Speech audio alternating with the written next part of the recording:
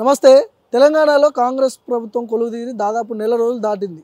So మరి గత ప్రభుత్వం చేసిన అవినీతి, కాళేశ్వరం ప్రాజెక్టు, సో వీటన్నిటి మీద చర్యలు ఉంటాయని కాంగ్రెస్ పార్టీని గెలిపించారు ప్రజలు, నిరుద్యోగులు వీళ్ళందరూ కూడా. నిజంగానే చర్యలు ఉంటాయా లేదా ఒకసారి మాట్లాడదాం. చరణ్ కౌశిక్ యాదవ్ ఉన్నారు నాతో పాటు, టీపీసీసీ జనరల్ సెక్రటరీ. నిజంగానే చర్యలు ఉంటాయా లేకపోతే, ఎందుకంటే గత ప్రభుత్వంలో చాలా అవినీతి జరిగిందని మీరే చెప్పారు స్వయంగా, అధికారంలోకి వచ్చిన తర్వాత చర్యలు తీసుకుంటామని చెప్పారు. సో ఆల్రెడీ 30 రోజులు దాటిపోయినాయి, ఎంతవరకు వచ్చినాయి, ఏం చెప్తారు అసలు? అంటే కాంగ్రెస్ ప్రభుత్వము జ్యుడిషియరీ కమిటీ వేసి జ్యుడిషియరీ కమిటీ ద్వారా వారి మీద చర్యలు తీసుకోవాలి. అంటే ఎవరు తప్పు చేసినా, కాంట్రాక్టర్ తప్పు చేసినా, లేదా అధికారులు తప్పు చేసినా, లేదు పాలకులు తప్పు చేసినా చట్టం ప్రకారం చర్యలు తీసుకోవాలని చెప్పి ప్రభుత్వం భావిస్తూ ఉంది. దానిలో భాగంగా జ్యుడిషియరీ కమిటీ వేస్తానని చెప్పేసి చాలా స్పష్టంగా ముఖ్యమంత్రి గారు చెప్పిన సందర్భం. అదే కాకుండా రాజకీయ కక్ష కారుణ్యాలకు తావు లేకుండా, అంటే రాజకీయంగా వాళ్ళను ఏదో బలహీనపరచాలని చెప్పేసి కాంగ్రెస్ ప్రభుత్వం చర్యలు తీసుకునే పరిస్థితి లేదు. అదే కాకుండా జ్యుడిషియరీ కమిటీ ద్వారా తప్పు జరిగి ఉంటే ఖచ్చితంగా దానికి కేసీఆర్ అయినా, కేటీఆర్ అయినా, లేదు కాంట్రాక్టర్లు అయినా, లేకపోతే అధికారులు ఎవరున్నా కూడా ఖచ్చితంగా చర్యలు తీసుకుంటారని చెప్పేసి ముఖ్యమంత్రి గారు చెప్పి దాని ప్రకారం ఖచ్చితంగా చర్యలు తీసుకుంటాం. అదే కాకుండా గొర్రెలలో కూడా పెద్ద ఎత్తున అవినీతి జరిగిందని చెప్పేసి వార్తలు వస్తూ ఉన్నాయి.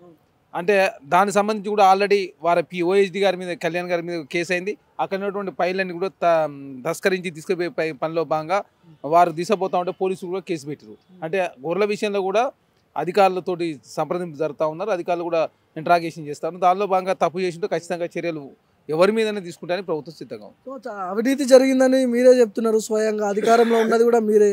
మరి చర్యలు తీసుకోవాల్సిన అవసరం ఉంది కాబట్టి ఆ దిశగా ఏమైనా ప్రయత్నం జరుగుతుందా, లేదంటే లాండ్ ఆర్డర్ ఉన్నది కదా, చట్టం తన పని తాను చేసుకొని పోతుందని చట్టం మీద నెట్టే ప్రయత్నం ఏమైనా జరుగుతుందా?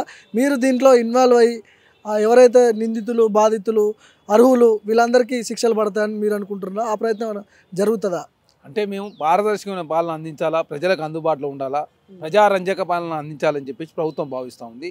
ఎలాంటి రాజకీయ కక్షలకు తావు లేకుండా తప్పు చేసిన ఎవరైనా కూడా, తప్పు తను చేసినా, మా పార్టీ వాళ్ళు చేసినా, పక్కవారి పార్టీ చేసినా, బంధువులు చేసినా, ఎవరు చేసినా కూడా ఉపేక్షించేది లేదని చాలా స్పష్టంగా ముఖ్యమంత్రి గారు చెప్పినట్టునే చాలా స్పష్టంగా అర్థం చేసుకోవాల్సిన అవసరం ఉంది. గత పాలకులైనా, ఇప్పుడున్నటువంటి పాలకులైనా ఎవరు తప్పు చేసినా కూడా చర్యలు తీసుకొని చెప్పడం జరిగింది. కాబట్టి ఖచ్చితంగా తప్పు చేసిన వారు ఎవరైనా కూడా వారి మీద ఖచ్చితంగా చర్యలు ఉంటాయి. దాన్ని చట్టం ప్రకారం తీసుకోవాలని చెప్పేసి ప్రభుత్వం భావిస్తూ ఉంది. కాబట్టి కొంత లేట్ అవుతా ఉంది తప్ప ఖచ్చితంగా చర్యలు మాత్రం ఉంటాయి. కాళేశ్వరం మీద 1,00,000 కోట్ల అవినీతి జరిగింది, అవన్నీ కక్కిస్తామని మీ నాయకుడు స్వయంగా చెప్పిండు బహిరంగ సభల్లో. అలాంటి ప్రయత్నం జరుగుతుందా? మరి ఇప్పుడు అధికారంలోకి వచ్చారు కదా, ఉంటుందా అది? అంటే మీరు చూస్తూ ఉన్నారు కదా, మా కాళేశ్వరం విషయంలో ఆల్రెడీ పవర్ ప్లాంట్ ప్రైవేటైజేషన్ జరిగింది. ఏం జరిగింది? తుమ్మిడిలో ఏం జరిగింది, మేడిగడ్డలో ఏం జరిగింది, అన్నారంలో ఏం జరిగింది, అదేవిధంగా ఎక్కడ లోపం ఉంది, అది నాణ్యత లోపమా, ఆపరేషన్ లోపమా, డిజైన్ లోపమా, లేకపోతే కాంట్రాక్టర్ లోపమా, ఎక్కడ జరిగిందనే విషయాన్ని మీద కూడా ఆల్రెడీ పవర్ ప్లాంట్ ప్రైవేటైజేషన్ ఇచ్చారు. దాని మీద నిపుణులైనటువంటి అధికారులంతా కూడా వాళ్ళు స్టడీ చేస్తూ ఉన్నారు. స్టడీ చేసిన తర్వాత జ్యుడిషియల్ కమిటీ వేసిన తర్వాత, జ్యుడిషియల్ కమిటీ వాస్తవాలు బయటకు వచ్చిన తర్వాత ఖచ్చితంగా చర్యలు తీసుకుంటారు. భారతీయ జనతా పార్టీ ఎంతసేపు మేము ప్రతిపక్షంలో ఉన్నప్పుడు సిబిఐ విచారణ చేయాలని చెప్పి కోరితే వాళ్ళు సిబిఐ విచారణ ఆనాడు కోరలేదు. ఎందుకంటే ఆనాడు డబుల్ ఇంజిన్ సర్కార్, కేంద్రం రాష్ట్రంలో అధికారులు ఉంది కాబట్టి, మేము ప్రతిపక్షంలో ఉన్నాం కాబట్టి సిబిఐ విచారణ చేయమని చెప్పి కోరడం జరిగింది. ఇప్పుడు కిషన్ రెడ్డి గారు ఏకంగా సిబిఐ విచారణకు మీరు కాగితం ఇవ్వండి, మేము చర్యలు తీసుకుని చెప్పే ప్రయత్నం వారు చేస్తాము. సిబిఐ అంటే భారతీయ జనతా పార్టీ జేబు సంస్థ కాబట్టి, మేము తెలంగాణ రాష్ట్రంలో అధికారంలో కాబట్టి మాకే అధికారం ఉంది కాబట్టి మేము జ్యుడిషియరీ కమిటీ వేసి మేము వాస్తవాలు తెలుస్తామని చెప్పినా కూడా భారతీయ జనతా పార్టీలో మా మీద నిందలేసే ప్రయత్నం చేస్తూ ఉన్నారంటే ఖచ్చితంగా ఆఫ్టర్ పార్లమెంట్ ఎలక్షన్లో ఖచ్చితంగా Bharatiya Janata party, BRS party రెండు కలిసి కేంద్రంలో అంటే భవిష్యత్తులో ఎలక్షన్లో పోటీ చేసే అవకాశం కూడా చాలా స్పష్టంగా కనపడతా ఉంది. అంటే గతంలో కేసీఆర్ ముఖ్యమంత్రి ఉన్నప్పుడు ఒక ప్రత్యేకమైన చట్టం చేసుకున్నాడు రాష్ట్రంలో, సిబిఐని ఎంట్రీ లేకుండా చేసిండు, అందుకే చర్యలు లేవు, జరగలేదు, సో దర్యాప్తు జరగలేదని వాళ్ళు మాట్లాడుతున్నారు. సో ఇప్పుడు మీరు గెలిచిరు కదా, ఆ చట్టాన్ని తీసేసి మళ్ళీ సిబిఐకి ఎంట్రీ ఇచ్చి ఇవన్నీ చేపి వచ్చే ఆ ప్రయత్నం జరగవచ్చు కదా. రేవంత్ రెడ్డి గారు కూడా ముఖ్యమంత్రి కేంద్రానికి లేఖ రాయొచ్చు కదా అని ఆ లైన్లో కిషన్ రెడ్డి మాట్లాడుతున్నాడు. అంటే భారతీయ జనతా పార్టీ ఎంతసేపు బీఆర్ఎస్ పార్టీ మేలు చేసే దానిలో భాగంగా సిబిఐ అంటేనే భారతీయ జనతా పార్టీ జేబు సంస్థ అయింది. ఈడీ కావచ్చు, సిబిఐ కావచ్చు, ఇన్కమ్ ట్యాక్స్ కావచ్చు. కాబట్టి అట్లాంటి సంస్థలకు అప్పచెప్పినట్లయితే ఖచ్చితంగా బీఆర్ఎస్ పార్టీ 9 సంవత్సరాల కాలం పాటు కేంద్రంలో సహకరించింది కాబట్టి, మరీ వారికి అనుకూలంగా నిర్ణయాలు వచ్చే అవకాశం కాబట్టి, రాష్ట్రంలో మేమే అధికారంలో కాబట్టి మేము మా పరిధిలో ఉన్నటువంటి నిర్ణయం ప్రకారం మేము జ్యుడిషియల్ కమిటీ వేసి జ్యుడిషియల్ కమిటీలో వాస్తవాలు తెలుసాలని చెప్పి ప్రభుత్వం భావిస్తూ ఉంది. ఎందుకంటే జాతీయ స్థాయిలో దేశవ్యాప్తంగా ఈడీ కేసులు 5,000 చిల్లర కేసులైనవి. కానీ దేశంలో ఉన్నటువంటి అన్ని ప్రతిపక్ష పార్టీల మీదకి ఈడీ పోయింది, సిబిఐ పోయింది, ఇన్కమ్ ట్యాక్స్ పోయింది.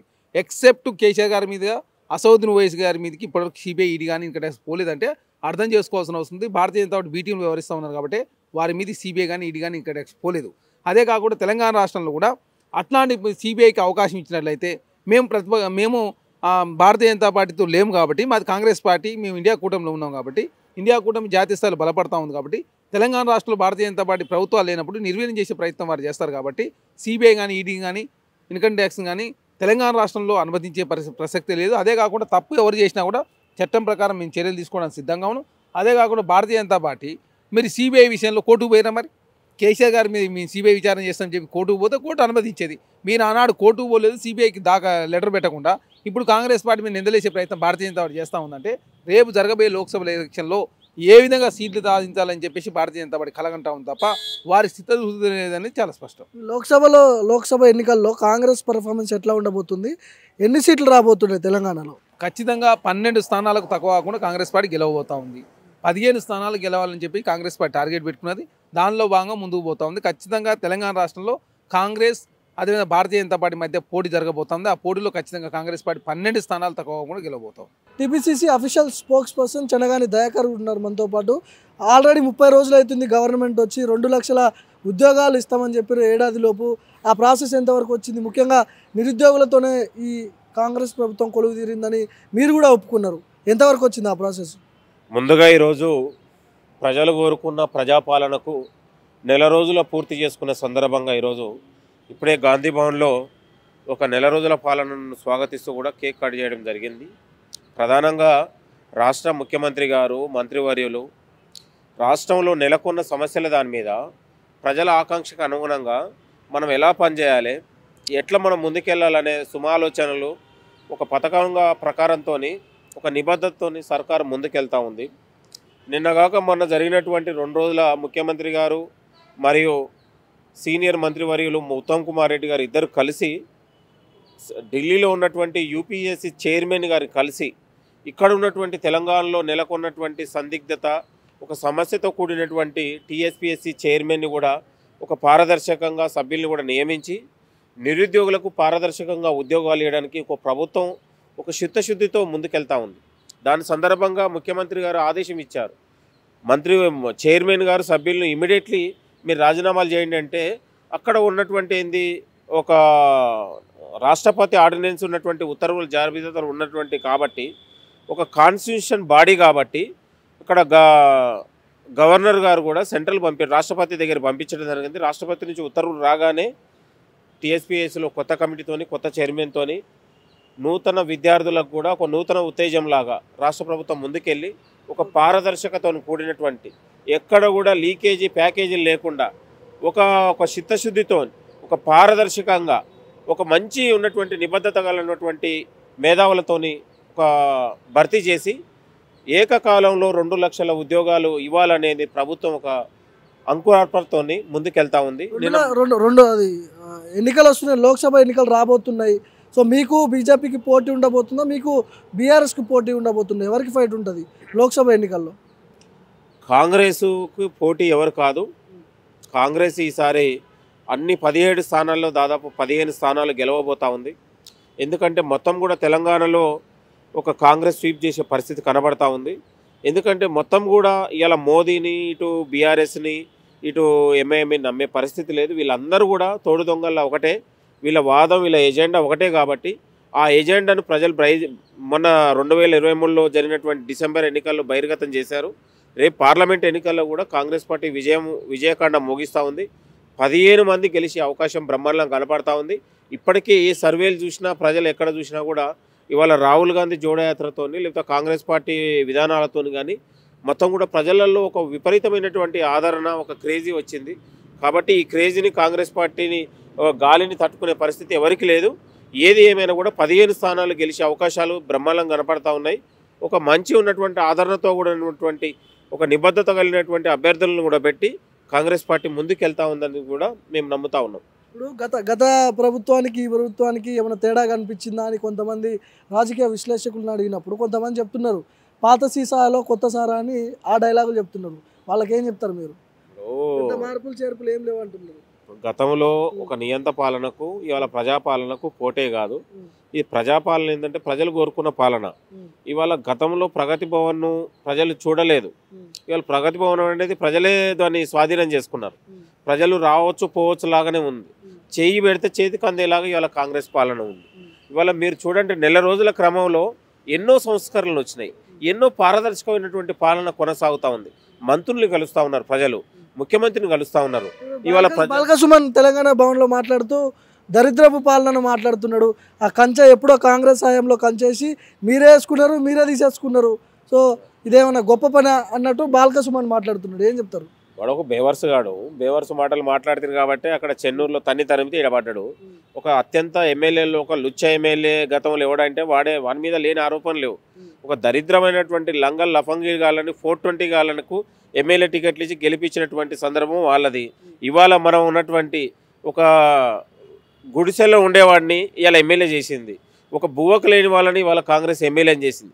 ఒక పేద మధ్యతరగతి పేద బిడ్డల్ని వాళ్ళ ఆస్తులు చూడలే, వాళ్ళ అంతస్తును చూడలే, వాళ్ళకున్నటువంటి నిబద్ధతను చూసి వాళ్ళ కాంగ్రెస్ పార్టీ టికెట్లు ఇచ్చింది.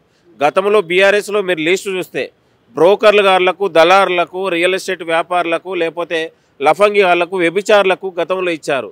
ఇక్కడ అమరవీరుల త్యాగదనులకు, ఉద్యమంలో పోరాడిన వాళ్ళకి ఇవాళ ఒక నిబద్ధత కలిగినటువంటి కాంగ్రెస్ పార్టీ ఇచ్చింది. అయితే వాళ్ళకు మనకు పోటీ కాదు. వాడు మాట్లాడే మాటలకి ఇవాళ మొన్న కూడా కేటీఆర్ మాట్లాడాడు. ఒక నా కాంగ్రెస్ పథకాలని మేనిఫెస్టోని తీసుకొచ్చి 420 అన్నాడు. నిజంగా 420 కేటీఆర్ కాదనేది కేటీఆరే టెస్ట్ చేయించుకోవాలి, కాంగ్రెస్ కాదు. ఇవాళ ప్రజాపాలన పెడితే ప్రజలందరూ వేలాదిగా పోతున్నారు మా సమస్యలని. గతంలో ఎన్నడన్నా ఉన్నదా? ఇవాళ డ్రగ్స్ మీద ప్రభుత్వం ఒక ఉక్కు పదం మోపుతా ఉంది. ప్రజలు అర్చిస్తూ ఉన్నారు. ఇవాళ నిబద్ధత కలిగినటువంటి ఆఫీసర్లని భర్తీ చేశారు.